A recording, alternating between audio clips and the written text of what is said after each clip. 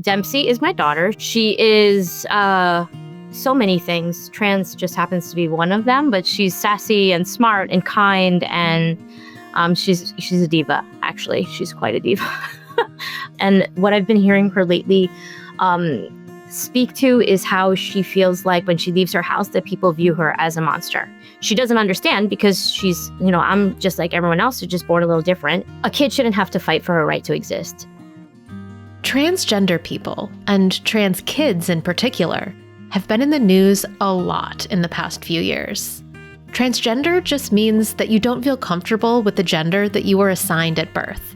Many trans people say they've known all their lives, and some only realize who they are later in life. Some, like Dempsey, are told they're boys, but are absolutely certain they're girls. Some are girls who realize they're actually boys. And some realize that neither gender really feels right. If this is still all pretty new to you, don't worry, you're not alone. But trans people have existed for all of human history. Some historians think the Roman Emperor Elagabalus, who dressed in a feminine manner and preferred to be called lady instead of lord, to have been what we now consider transgender. And across the world, many cultures have a third gender, even in the present day, like Mahu in Hawaii and Two-Spirit in Ojibwe culture. So, if trans people have always been there, why does it seem like we're talking about them more these days? Well, for one thing, the visibility of some high-profile trans people has inspired others to embrace their truth.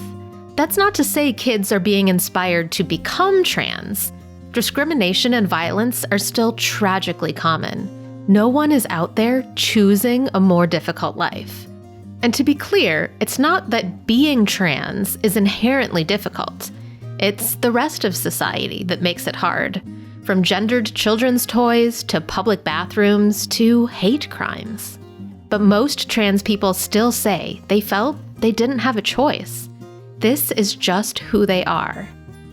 Once someone realizes they're trans, there are a few different directions they can go. They can transition socially by changing their name, their hair or clothes, or what pronouns they use, like him or her.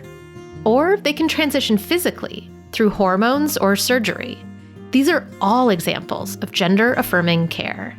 Often people think that gender-affirming care only means surgery, but it can be as simple as just using a different name.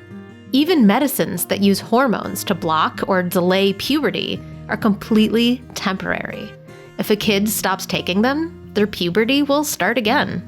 There's a lot of well-meaning concern for trans kids out there, but doctors are not giving children gender-affirming surgery. A Harvard study in 2019 found 0 cases of gender surgery in kids under the age of 12. And for the small number of teenagers who were given surgery, 2.1 per 100,000 teens, the vast majority are breast reductions for boys who aren't trans. 97% of gender-affirming surgeries on minors are for boys who were born as boys and identify as boys and just want a smaller chest so they can continue to feel like boys. Somehow, that statistic doesn't come up very often when people talk about gender-affirming care. But it doesn't stop politicians from making laws about it. In 2024, over 700 anti-trans bills were proposed. Everything from regulating bathrooms and sports to laws prohibiting gender-affirming care. And just so far this year, in 2025, over 900 anti-trans bills are under consideration across the country.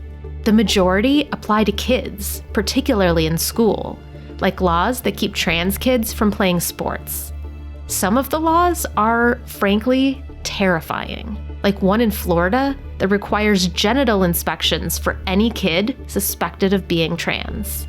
Genital inspections of kids.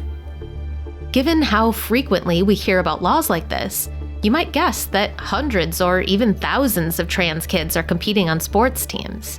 But the real number is less than 10. Even Save Women's Sports, an organization that wants to stop trans kids from competing in sports, could only find 5 transgender athletes competing on girls' teams.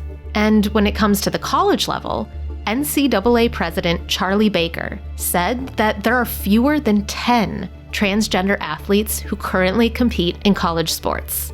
That's less than 0.002%. Then there was this from West Virginia Governor Jim Justice. Can you give me one example of a transgender child trying to get an unfair advantage? Just one in your state. You signed a bill about it. No, I can't really tell you one, but I can tell you this, Stephanie. I'm a coach, and I coach a girls' basketball team. And I can tell you that we all know what an absolute advantage boys would have playing against girls. But sir, you have no examples of this happening. Why would you take your time to do this? Let's talk about other things that I can give you examples of in your state. According to U.S. News and World Report, West Virginia ranks 45th in education, 47th in healthcare, 48th on the economy, and 50th in infrastructure.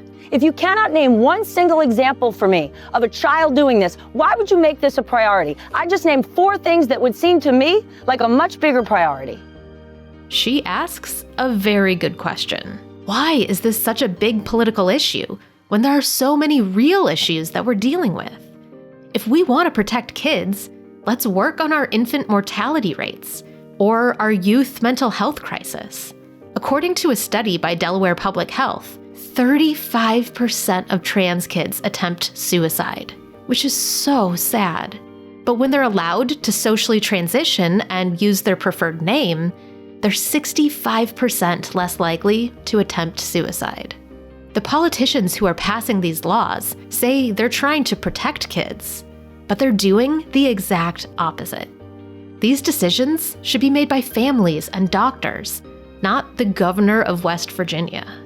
So again, why are politicians making this such a big deal?